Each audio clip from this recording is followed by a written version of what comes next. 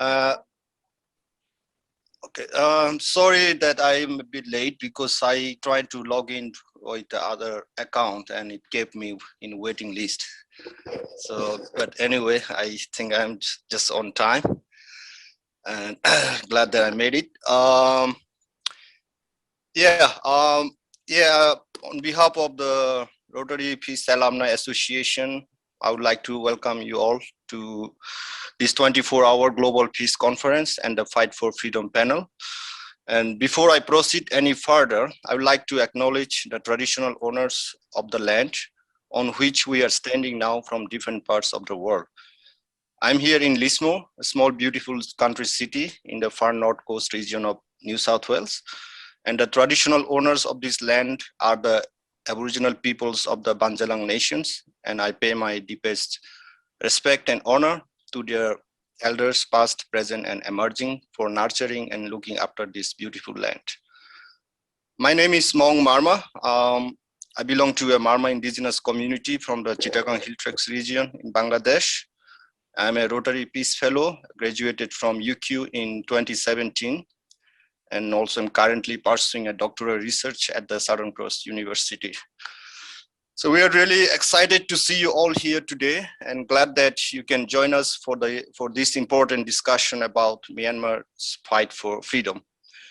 As most of you may have been aware of the situation in Myanmar following the military coup d'etat in February this year, and the subsequent events that follow, including the violence against civilians and political leaders and activists, widespread insecurity, and the displacement being perpetrated by the Myanmar's most powerful military junta. So before I hand over to my other colleague, Libby, I would like to mention a few things about this session. So this session will run for 90 minutes and begins with an intergenerational panel discussion before group discussion in breakout rooms. We'll have 2 breakout rooms after the panel discussion. And also please note that this session is being recorded as mentioned by Rukmini. And for those who cannot watch it live, and also if you do not wish to be recorded or seen, please feel free to turn off your video. And also if you have network issues like low bandwidth, yeah, please turn off your video so that you can hear the audio clearly. So yeah, before I hand over to Libby to moderate this session, we'll be playing a short video. I think who has that video? Rukmini, do you have that? Yeah, over to you then. Yes. Okay, thank you. And after that, yeah, I'll pass on to my colleague, Libby. Thanks. Yeah.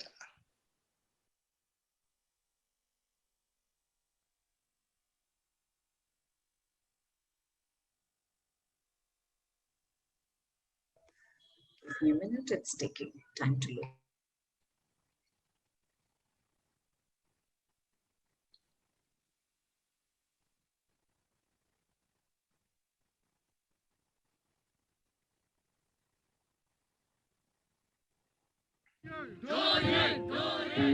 You may have been hearing that bad things are happening in my country, Myanmar.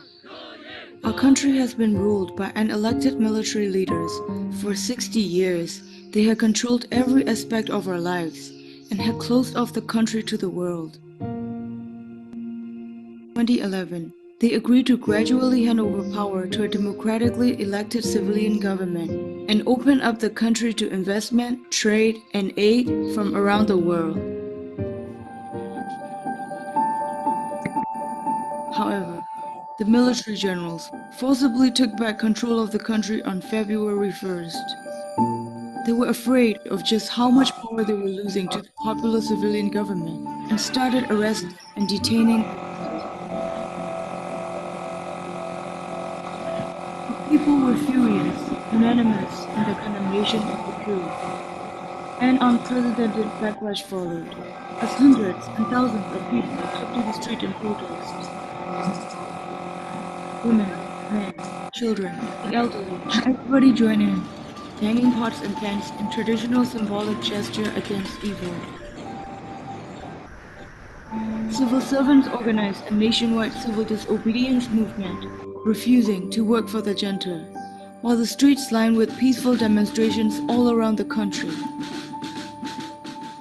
Faced with such universal opposition, the junta did the only thing it knew. It started killing. Hundreds of defenseless citizens were massacred. Among those killed have been teenagers and children. The Myanmar military had spent billions of dollars on weapons, tanks, and personnel, and were well trained. We didn't stand a chance. They arrested any former dissent at will, calling us traitors and terrorists. They attacked us in our homes, at night, hunting down and beating anyone who dared to speak against them. But it didn't stop us. The junta had exposed themselves as the murderous regime that they were, and helped us realize that we weren't just fighting for our own lives. We were fighting for the future of everyone in Myanmar, for every ethnicity, for every generation. The fight has only just begun, and the Myanmar military must not win. We will never give up on democracy, and we will never give up on hope.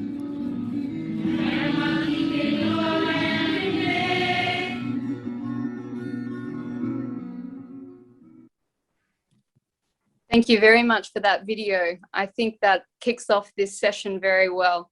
First of all, thank you everyone for making time to share a spotlight on what is happening in Myanmar today. My name's Libby Hogan. I'm a journalist that previously worked in Myanmar, both as a freelancer and working with Democratic Voice of Burma. Since February 1st, since the military took power, we've seen not only those that were democratically elected thrown into prison, including Aung San Suu Kyi, but also we've seen journalists, artists, filmmakers, and even reggae singers. It's been a moment that started off quite peaceful, seeing the protests of tens of thousands that took to the streets in Yangon, but also across the country. And I think what we really want to highlight today is that this is a discussion that includes the whole of the country, as well as those outside, like us all that are joining today as well.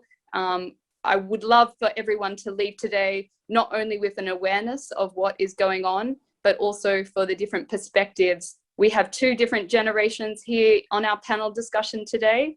Basically, we'd love to hear their view on what have been some of the highlight moments that have shown a sense of unity or some moments of hope in amongst this incredibly bleak situation, and looking at what will be the transition from where we are now into the future. First of all, I will say that all of the panelists today will introduce themselves in just a few small sentences before we begin each panel discussion question. So I won't spend too much time introducing them without putting their face to the name. I think one moment as well that we'd really like to highlight that was an inspiration for some of the discussion points was the moments as well that we've seen of creative protests and creative messaging. Without technology and without Gen Z also leading some of the key protests at the beginning of the protests, there wouldn't be this sense of awareness. So we hope to bring out some of those points today, and also look at where we are sitting right now in comparison to previous moments in history, looking at both 1988, which was a big uprising that we'll bring to light in some of the first questions today, as well as 2007 during the Saffron Revolution, where we saw monks and students again leading protests calling for democracy. First of all, to kick off, I just wanted to check in and clarify any tech problems or anything on anyone's side. Not from me. Great. All right.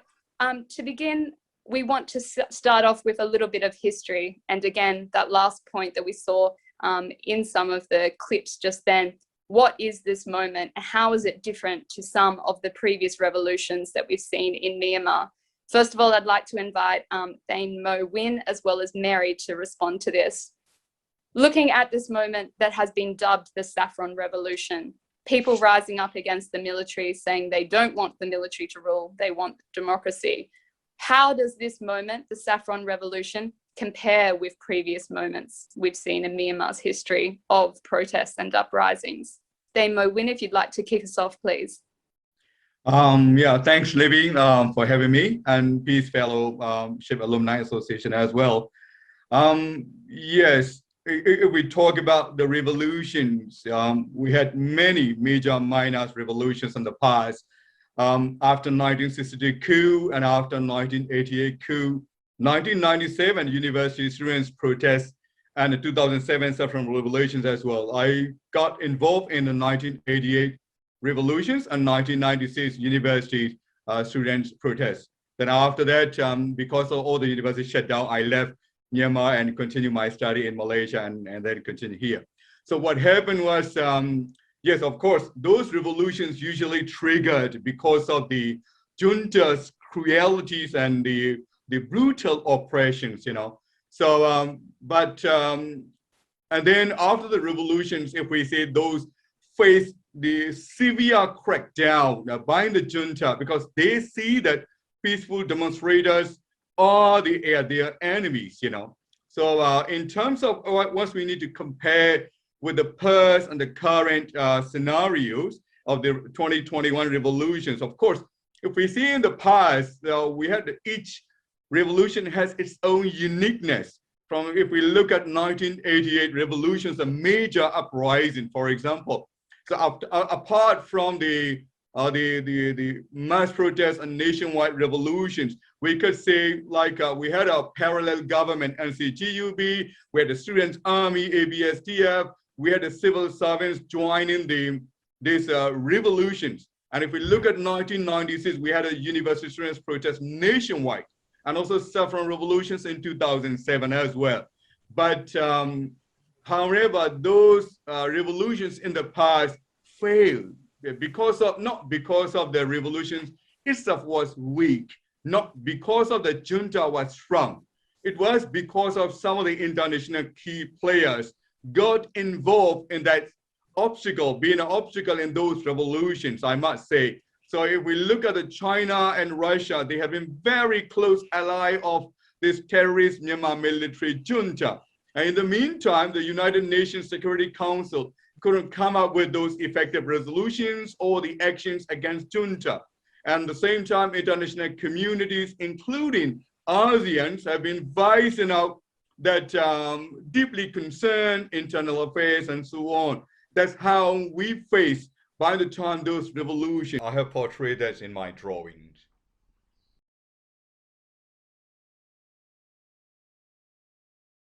But I can see that here in this moment of this 2021 revolutions, a very unique, the uprisings compared to the past.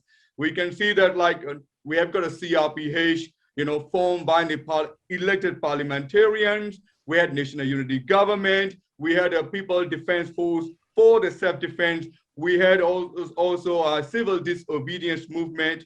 We have also all the infrastructures slowed down, the banking system, almost, shutting down, and these are all cutting out the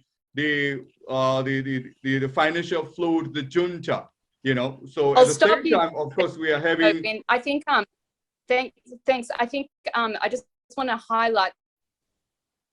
Yes.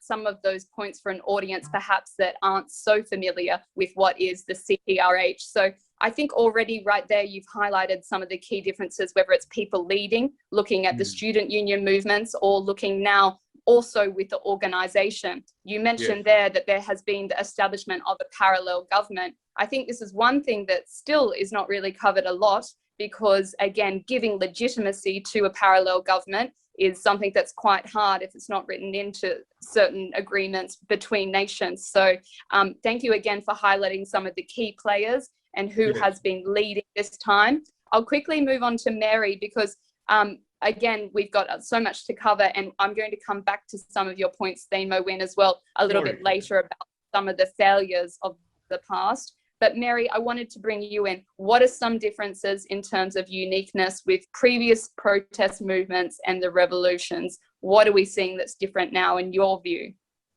Yeah, thank you, Libby. Hi, everyone. It's such an honor to be here. My name is Mary, and I'm a student at the University of Melbourne here in Australia. So in terms of uniqueness, the one unique thing in this current movement of Saffron Revolution compared to the previous ones, it has also been touched on by Thein Moe Win. I would say it is the strong and consistent civil disobedience movement, in short, CDM. It is actually not a new concept. It is the active refusal of citizens to obey certain laws, demands, or orders of a government. In this case, Myanmar citizens are refusing to accept the military regime as the government.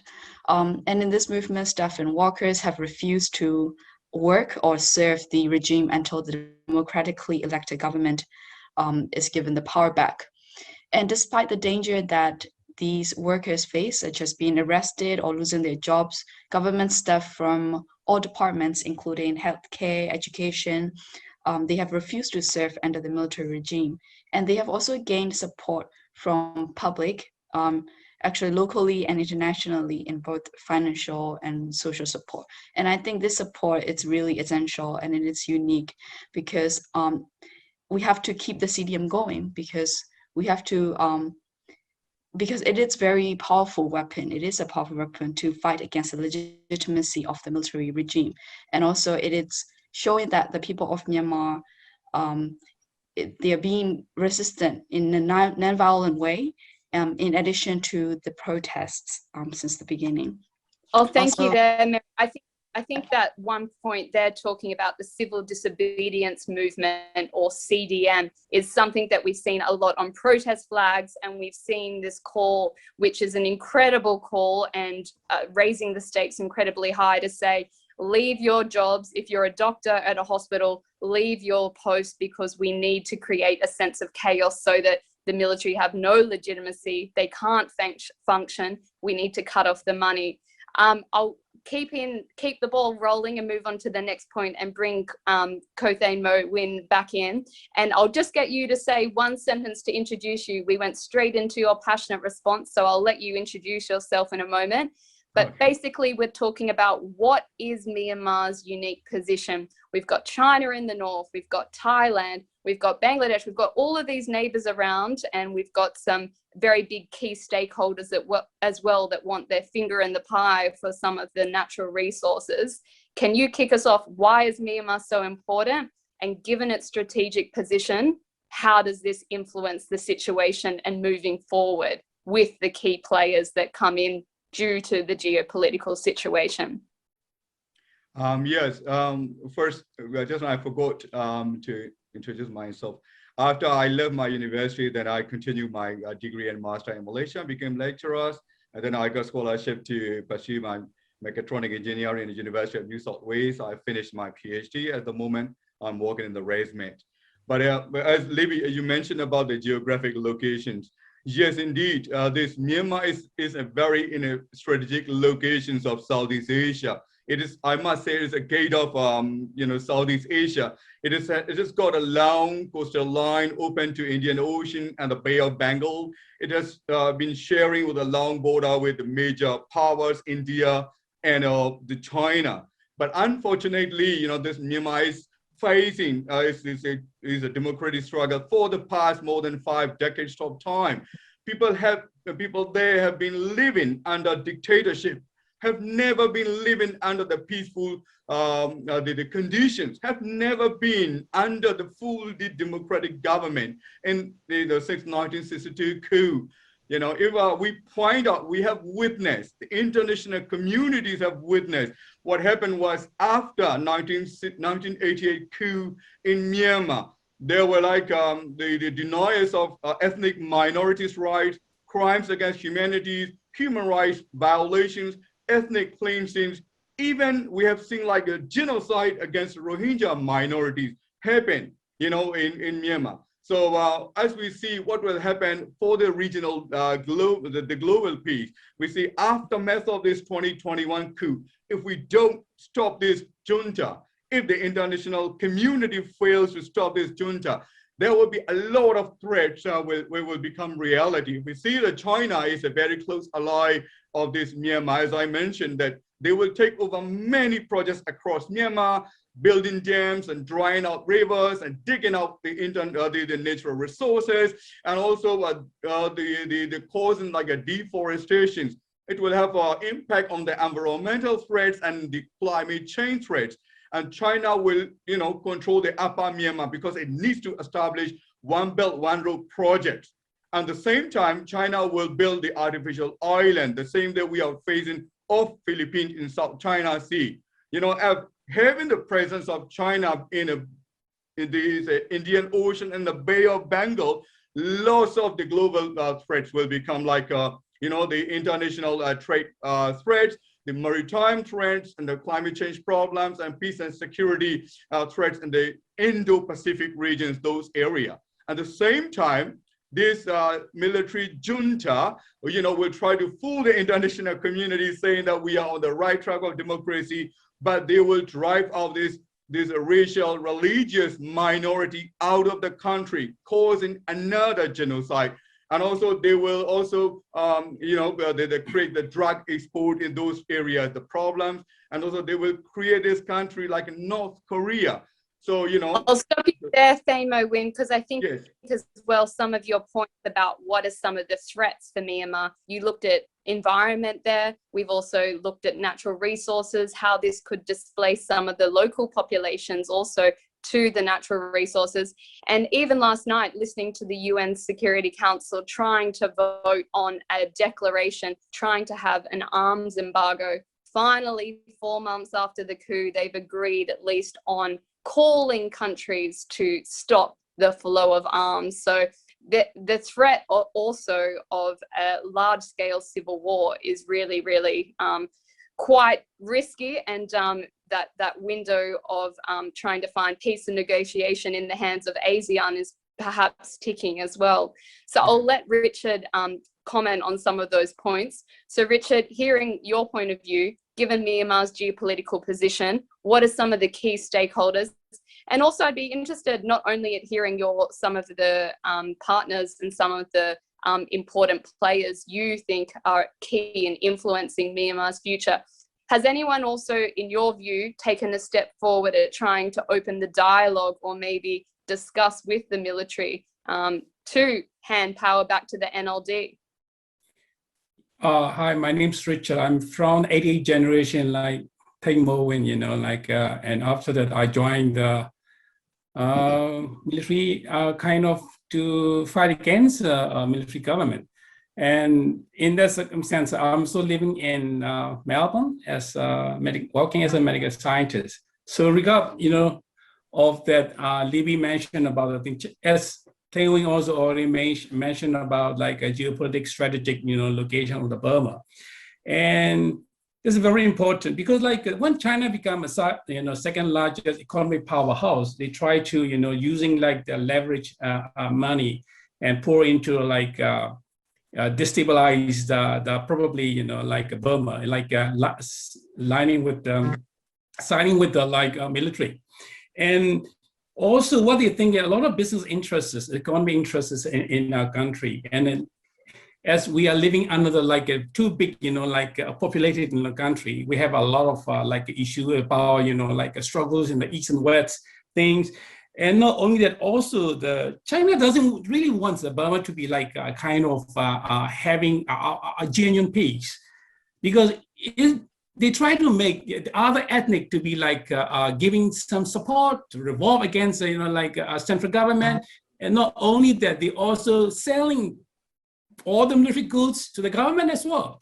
So what happens if Burma become Myanmar become like a genuine peace, is a restoration or like a democratic, China will lose a lot. So they don't like it. If like Burma become unstable, if Burma is still become authoritarian, there will be the Chinese winning side of that. And secondly, it's also when you do a peace, like a mediator last year, like 5-10 years ago, and they trying to be not inviting other like a partner, peace process partner, like the Westerns, like, a country, America, or England's or Australians, any one of them, they don't want them to be, like a part of the peace process. So the China try to pretend as like a peace mediator, making a peace building in a country. And also what they do is like, also the China has another issue is like, when they think, it's a one size fit for all, but it doesn't fit for Burma actually. They got to be looking other side of like a thing, like how we can help to restore the peace, but actually they don't. So, and another thing is like, not only that, the private sector of the China also involved, like, illicit trading, cross-border trading, and making a conflicts, even though they're providing a mercenary services, to the military junta, to crack down the other bit of like anti-military, movement. And some part of like what Libby says, like we try to initiate to get a like, handing over back to the like the public elected government of an LD, and they tend to be like ignoring, like that's what we have already done. But the NLD has like we might have a little bit of that. That's why we have a little bit difficult with dealing with the other thing. For the sake of the ASEAN, China has a lot of influence on ASEAN regions, but all the Asians or ASEAN regions countries are like authoritarian government. So that type also very hard. And China has to be. I'll stop you there, Richard. I think that's also a really important point to highlight, is even looking at with this arms embargo, when they're trying to come up with a declaration, the countries that actually were the ones that put their foot down and said, no, I'm not signing the declaration, were the neighbors of Myanmar. So you do have exactly what you were talking about, some of these authoritarian leader countries already. Just wrapping up this last question, if you wanted to also just mention there, you were talking a little bit about the flow of money. We have been talking about the security, but also looking at, has there been any other dialogue in your point of view, or any other positive steps with some of these different regional players? We try Thailand, we try Singapore. They even say, they cannot be like a part of that process. So this is why international is failing. This our neighbor country is failing to restore the peace, to building the peace, a genuine peace in Burma. This is not for now. It's been for 1962, before I was born. So we can't let it go, the process. And after 2021, come on, we are in the 21st century already. We should be moving, like in progressive manner, or like in a kind of like gradual movement toward building the peace and democracy in a country. This is what we're trying. We try like, even sometimes the Indians try to be like put aside a little bit of that, because they say, oh look, we have other thing to do. We have like a COVID problem. Thailand's also saying the same thing. In Singapore, not the silently, openly they say, any anti-government movement you can't display or do in Singapore. Coronavirus is also incredibly important as well, because I think this has also played into the stalling of some of the talks as well, slowing them down. We'll move into the next point, because we're talking about some of hopefully the positive steps forward. We've covered the history, and now we're hoping to look a little bit more about what have been the really key innovative or successful or creative messaging of the people with no arms, the people that are trying just to raise what is the message, what do they want, do they want the military, no, how are they managing to get their voices out? First of all, I'd like Chris, we haven't heard from you yet, if you wouldn't mind introducing yourself and kicking that off. To be honest, I didn't see that coming. But thank you. Because Mary and I were gonna share about the parts of the message. But thank you so much for this opportunity to be able to share with everyone here. And I'm really grateful that you guys are here, because you guys, we all wanna find a solution. We all wanna see like what's happening. And if we don't know what's happening, we wanna know what's happening. For some of us who's really new to this, but some of us may already know this, and we have a lot of experience and a lot of plans, so and Chris, first of all, who are you? Sorry, where are you sorry at the moment? Sorry, I'm Chris, and I'm actually I'm an ethnic Kachin from Myanmar. And I've been here, just came to Australia from Malaysia as a like a diaspora here. And you're also So I live from here with my Gen Z family, generation. So I'd love to go right. straight into what do you think were some of the innovative messages that you've seen Yeah. from your friends or from other people? Yeah, so I would like to touch on the creative messaging and successful, innovative ways that people have done. But to be honest, I also kind of wanted to focus on the question you, the points you alluded to just now in terms of like what they're asking for. So I'll leave Mary to go with the successful messaging, the strategies. But I'd like to sort of focus on sort of the why factor, like what are people fighting for? What are we so eager to fight for? You know, why do people, young people, go to the front lines to die for? I think we have to remind ourselves those reasons. And for me, they're like the main three reasons. And also I've asked myself, you know, why should I be involved, you know, as a young person? And what would I say to other young people who are not involved yet? What do I say? And what if there are so many divisions between ethnic young people, you know, because of the divisions that the military has imposed upon, right, for generations. So what do we say so that we could really help us be really unified youth? So I'm really glad that the Gen Z, the young people already have this spirit. So, but you know, what's the driving factors? So for me, there are three, and one of them, I'll start with, so there are three, is freedom, justice, and the people. So in terms of the freedom, I think that, you know, in the military regime, you cannot be free. You know, let's face it, like, how can you be free in a military regime, right? You can't fulfill your potentials as a human being. And if we all here, we have dreams and aspirations. You know, we have children that we think about our children, we want a better future for them. It's the same for the Burmese people. It's the same for in the hearts of the young people in Myanmar. We have dreams and we want to aspire. But now with the military regime, we can no longer achieve those dreams. That is the fact that we're facing. And that's why we're fighting for freedom. And number two, we're fighting for justice. We have seen how brutal and how cruel the military is.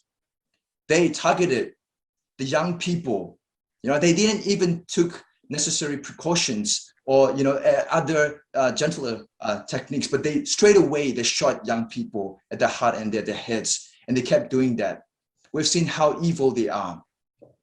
And that's why we're fighting. We're fighting for justice. We have seen the injustice, and we will not.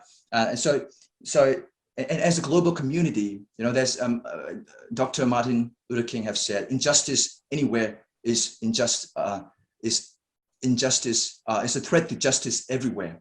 So we can't just say that it's happening in Myanmar, so it's not our issue. As Thein Moe Win and Richard have pointed out as well, how that also influences the global community as well. Yeah. So it's really our concern. I'll let Mary and start just to come in with these points, Chris.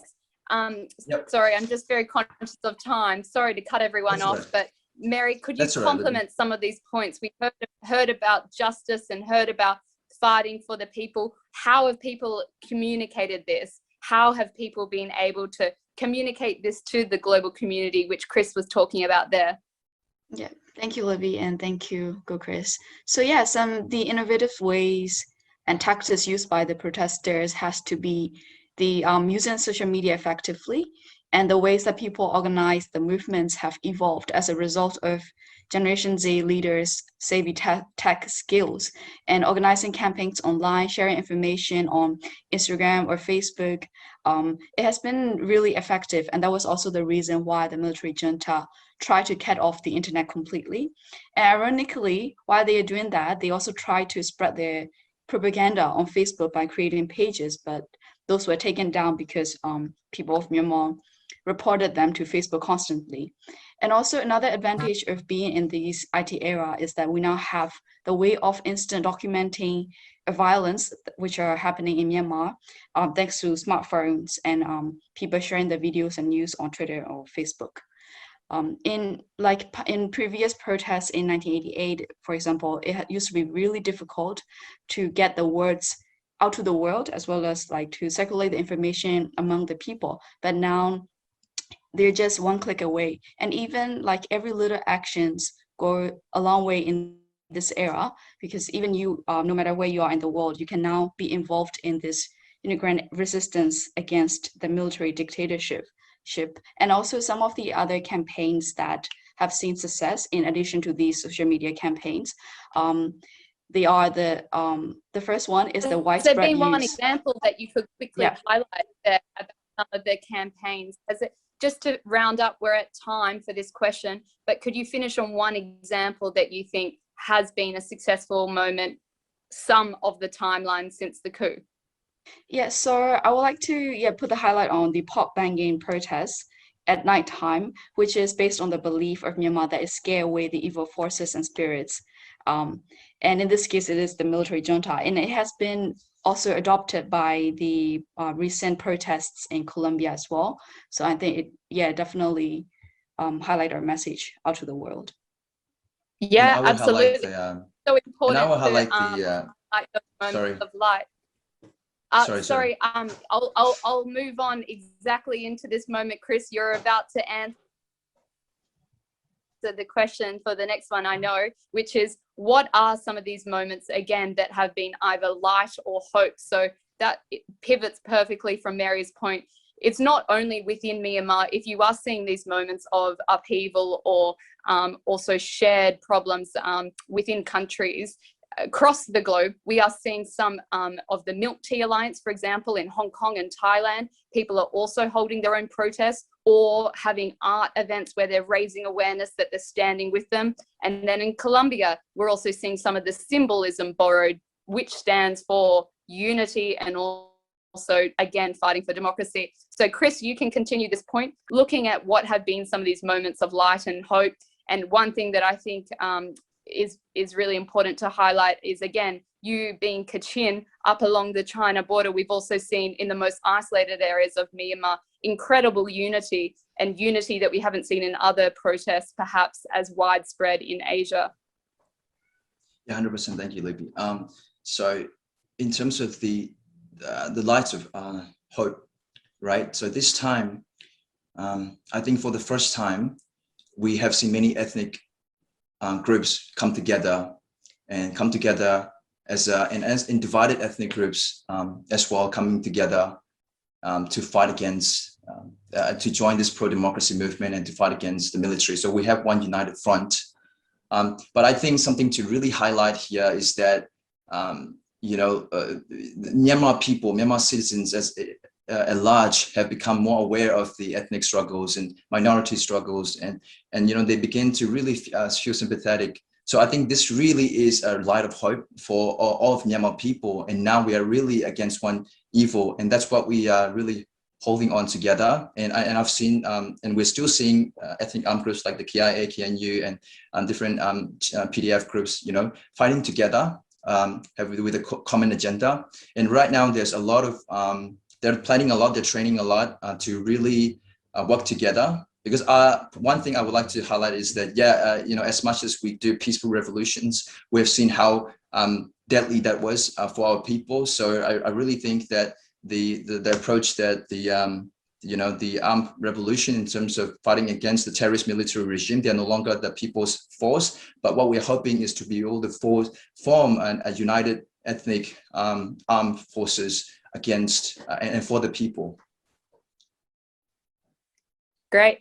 And Richard, I'll let you come in here. In terms of unity, what have you seen? Again, being one of the ethnic minorities, and for anyone that doesn't know, Myanmar has this incredible diversity of over 134 or even more ethnic minorities. So again, the diversity in the culture and the history there, to overcome all perhaps differences and unite and protest, what have been some other moments of light or hope that you've seen? Thank you, Libby. Because I came from the Karenni tribes, or ethnic from one of the 9, major ethnic in Burma and or Myanmar, and we have a other sub tribe. But even though when after the military coup, the 1st of February, all these we have 9 minor kind of tribes. They come together and to fight against the military. They know that the national liberations and the downfall of the military is very important. So whenever everyone, for example, the Karenni in the war, they come together They fight together. They fight against the government. They fight against a military government. Not only that, I propose some kind of like referring to the law.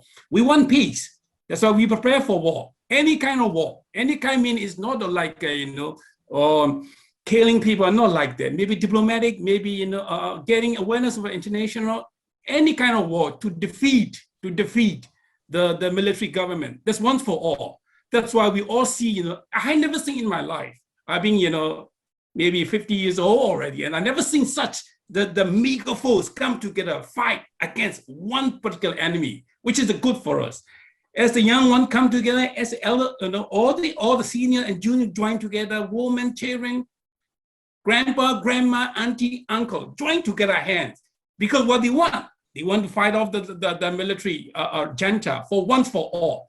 We might be a little bit suffering now. We will be fight once, a good fight, where we drive them off forever, and forever we'll have a peace and, like a genuine federal and democracy flourish in Burma. That's what we're hoping. And this is the thing, we want to send a message to the international community. Please help us. Please help us, please. Because we need to have this one, to get off this one. That's why we call for, this is the last battle.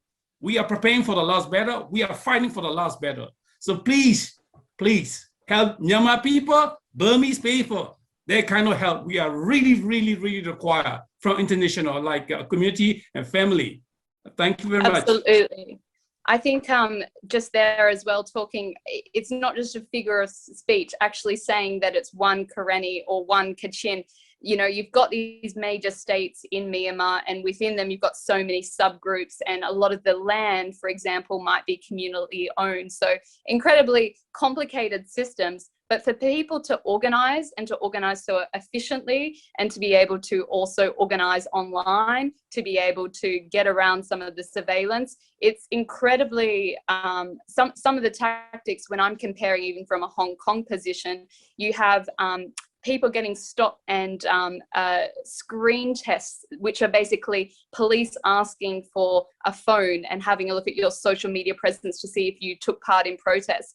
Those tactics have never been seen in Hong Kong. That's in Myanmar. So people having to organize themselves to take security lessons, to make sure that they're also communicating safely and organizing, that says something about the unity and the trust as well. And that's something that can't be broken by the military. Just to end on a nice round out for key messages, again, we want to hear for our panelists today. They come from different backgrounds, different ethnic minorities, but also different professions and different skill sets. Particularly thinking about why we're doing this conference, and we want people to go away with key actions or with thoughts perhaps of how we can partnership or how we can spotlight some of the messages or potentially lobby or think about different actions for those that are still working with the military. If everyone here could sign off just with a few sentences, what are your personal hopes for the country if and when democracy is restored in the country, for you and for the country? First of all, Thein Moe Win, if you'd like to begin. Yeah, Myanmar we had a golden age after the independence until 1962, and it has got a very high prosperity at the time. So I would really believe that once the Myanmar is restored and they properly governed, for the country, I believe that this country will quickly, emerge to the developed country status, and it will also restore what we had achieved at the time as a tiger of Asia. And the people will also have a prosperity and also will have they will enjoy the fruitful of the democracy. And Richard. Yes, we have a golden era, and once we are, a famous rice barn of Asia. And Second World War, we help a lot of food aids to the Japan. So what the thing is, if we can restore the peace of democracy in a kind of, my colleague, Thein Moe Win's already mentioned, we can restore it. We have a lot of know-how and professional out there, including Gen Z and whatever our generation before, who would like to come back to the country. We can reconstruct it. We can rebuild our country in a short period of time. I don't say 5 years, 10 years time. This is a good what we're hoping for. And the people will be never fear of military, never fear of, or any authoritarian kind of rule. We will go as it is, and proper in functional government for the next generation after generation has yet to be born. Thank you. And Mary. Yeah, for me, as a member of Generation Z, I feel like the history is repeating itself because I've never thought I would be going through, something that my parents had gone through as kids. And I definitely do not want my next generation, my children, to go through this again. So yeah, I'm determined to do my best in bringing democracy and the freedom from fear to my next generation and children. And Chris. Yep. So as Mary said, the history is repeating itself. But what to note is that we're not going to let it repeat itself. This time we're going to end it once and for all. I'd like to hereby really let all the Gen Z out there know, and all of us Burmese people know that the truth is on our side and the truth will prevail and that we will win. Yerobo Aoyami. Yerobo Aoyami. Yes. Hello. And, yes. yes, I think signing off with that salute as well, one of the most powerful moments that we've seen all over the internet is that they have really captured the movement with the three-finger salute, something that is borrowed from the Hunger Games movie. Again, a symbol of popular culture, the younger generation really borrowing symbols that they thought may be able to influence a wider audience. A symbol of resistance, holding the three-finger of salute. Thank you very much for your time, for everyone that was sharing different thoughts there from different backgrounds and different perspectives. And I think it's important to end on the note that now leading into the breakout sessions, we're hoping that we can also hear from different Rotary Peace Fellows as well, what have been some of their experiences with trying to amplify messages and awareness that may be helpful right now for different people working on raising awareness of the situation in Myanmar, but also key actions to try and stop those perhaps working with the military or trying to think about those that aren't being ethical within the country. So we will put up on the screen later on a list of different resources and pages to continue the learning after we leave here and think about actual actions that people can sign up to. Just to begin the breakout sessions now, Adelle, I might let you take over and explain this. If you could just introduce how we will organise and what are the key focuses for them. Of course. Thank you, Libby, and good evening, good morning to everybody. It's a great honour to be here. So my understanding is that the session will now be divided into two breakout rooms, one which will have our panellists from Generation 88, and the two questions have been posted into the chat here, and there'll be a discussion around these two questions, and we really invite everyone to participate fully as much as they would like.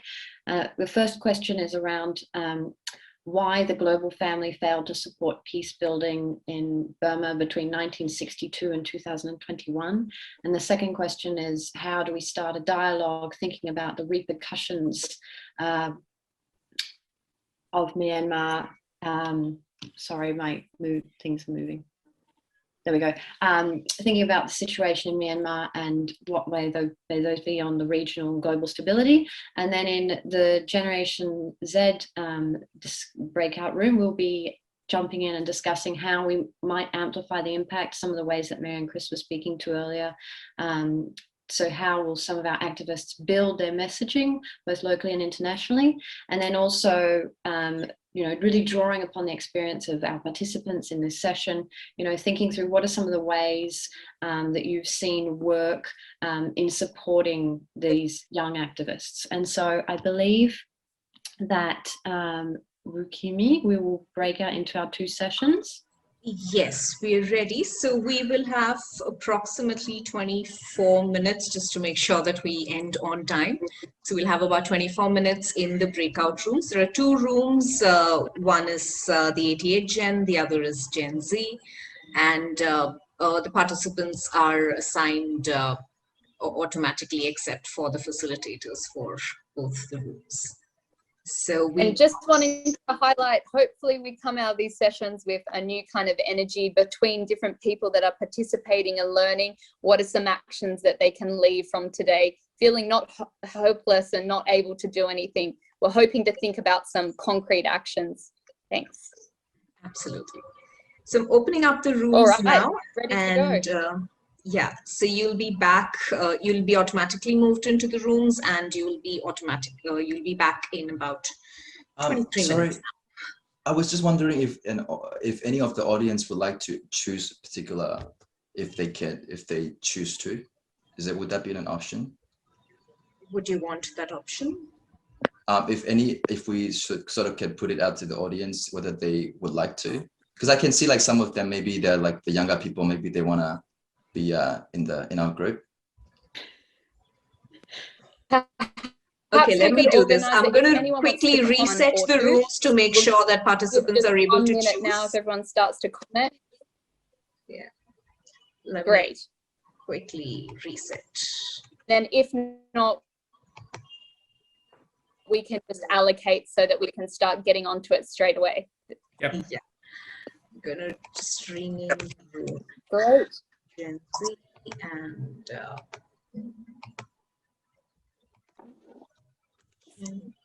88.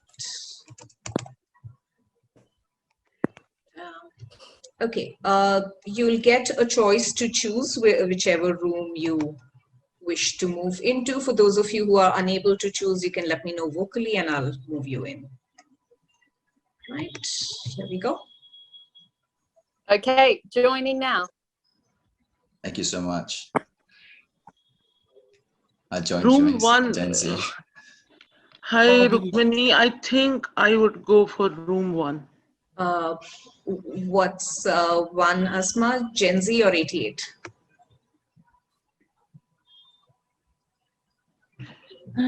Breakout room 1. Okay. And then I'm moving it to 88.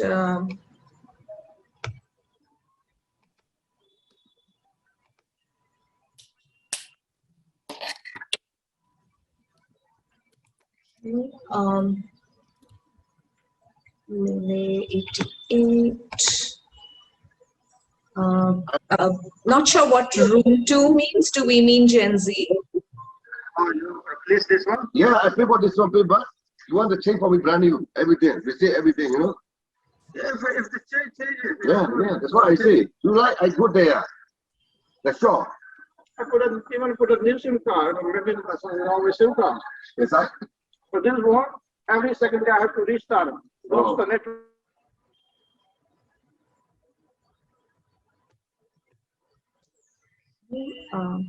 Rest of you, if you're having trouble choosing, let me know on chat and I'll move you.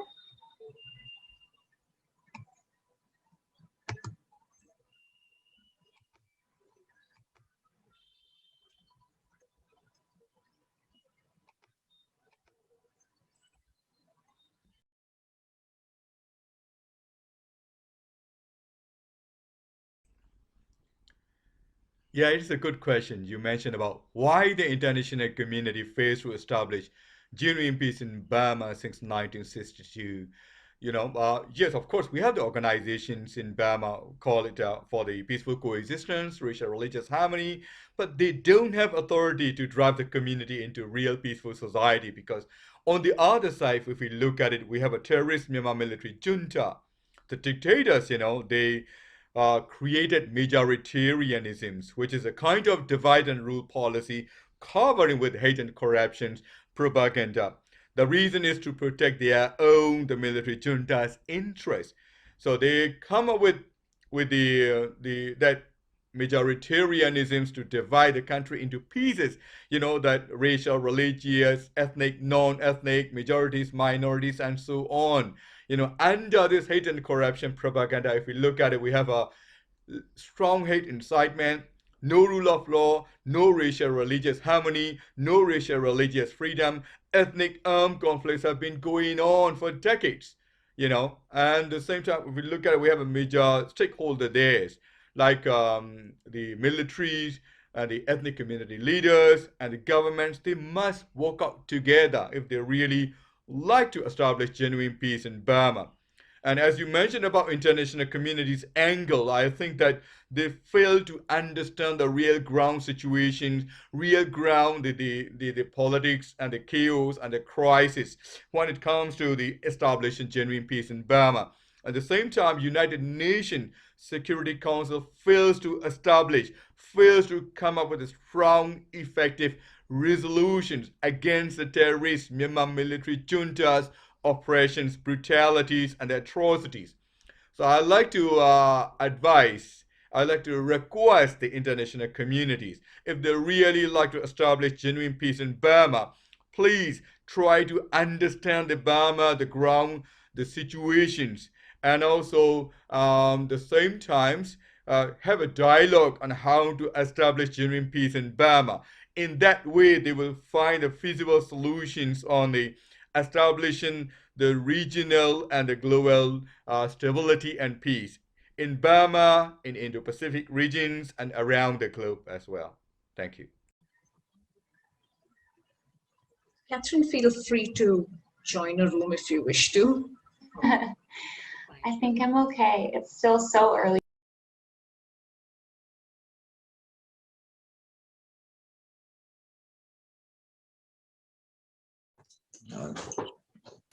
Okay, so we're back in the big session. Thank you everyone for all of your time again, and I hope some of those key actions or key conversation and pointers were helpful with those two sessions.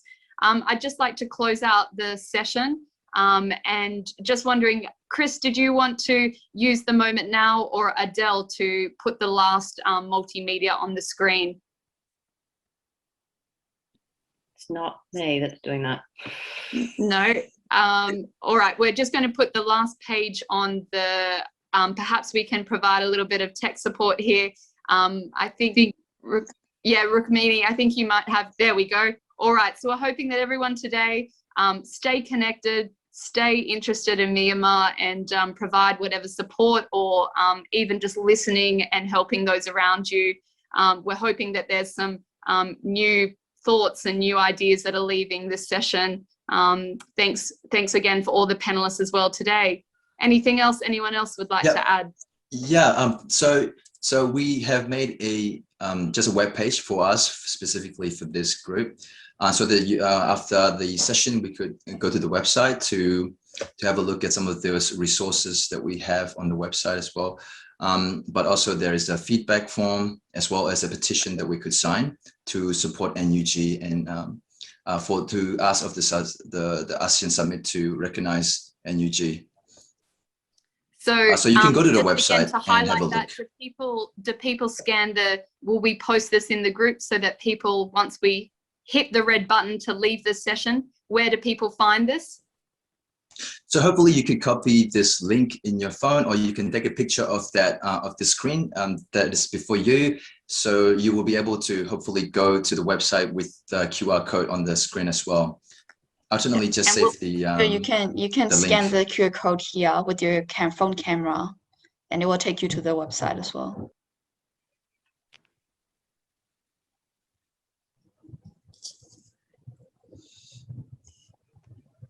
Aung, would you like to come in and close the session, please? Okay. Yeah, what a session, and it's been really great. Yeah, first of all, I'd like to thank our distinguished panel speakers today for the insights they shared about the protest and what's been happening there. And also, yeah, I totally support the cause as being not just a neighbor, it's a peace fellow and just member of this global community. So, and freedom, justice, and democracy, those are like water, food that we eat. So only those who start from food hunger, they understand well what is hunger, starvation means.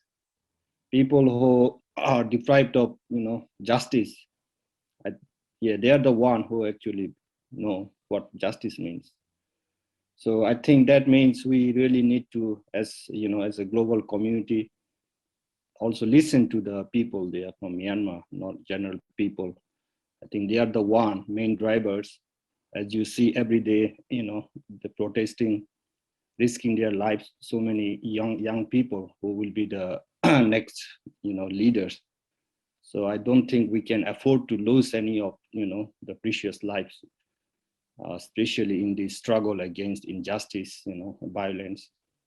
So I like to thank again the organizer, Rotary Peace Fellow Alumni Association, for this organizing this event, and also all the hard work, everyone that you put together. And also I'd like to thank our colleagues, Libby, Len, and others for inviting me to, say something. Yeah, and all the audience who, because of you are the main here. And also, just last, I think we should do whatever we can from our own, position, from own place. There are a lot of ways to help, to support.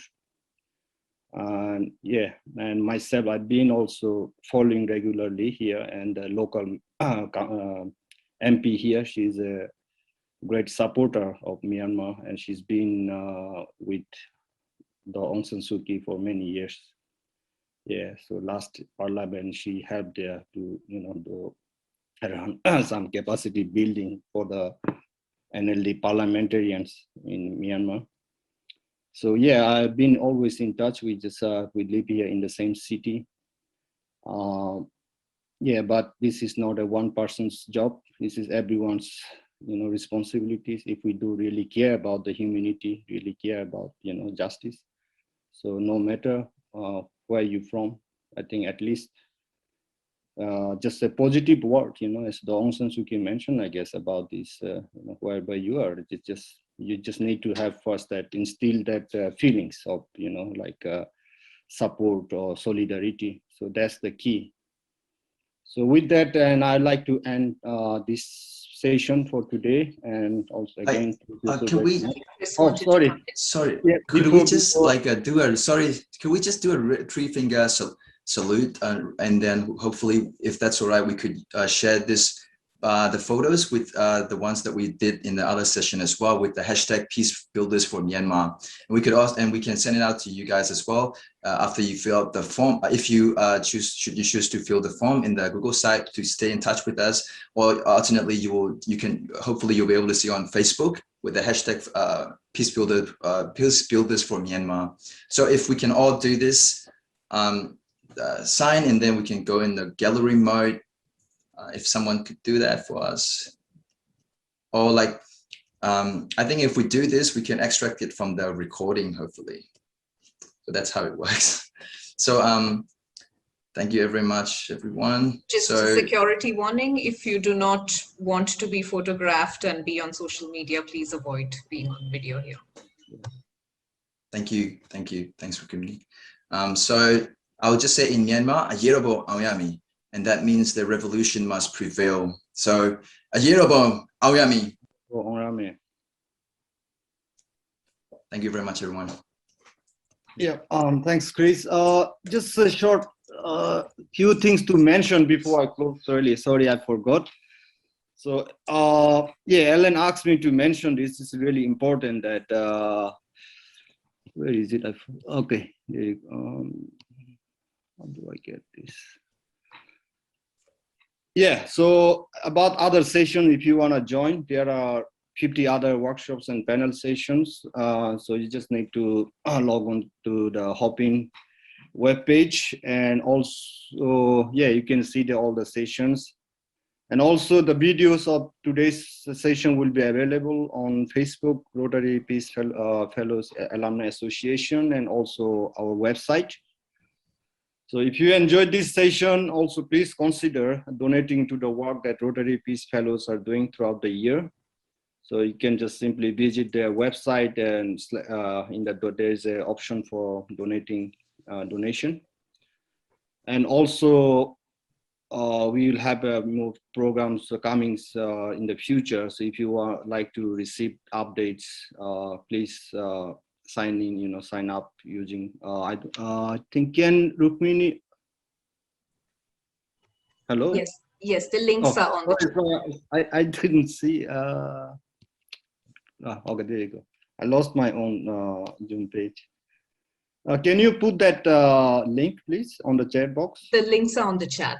Okay, yeah, that's fine then. All right, so yeah, and that's it. And it's been really great and nice to meet you, my co and sisters from Myanmar, and all of you. And thank you very much for joining today, and have a lovely evening.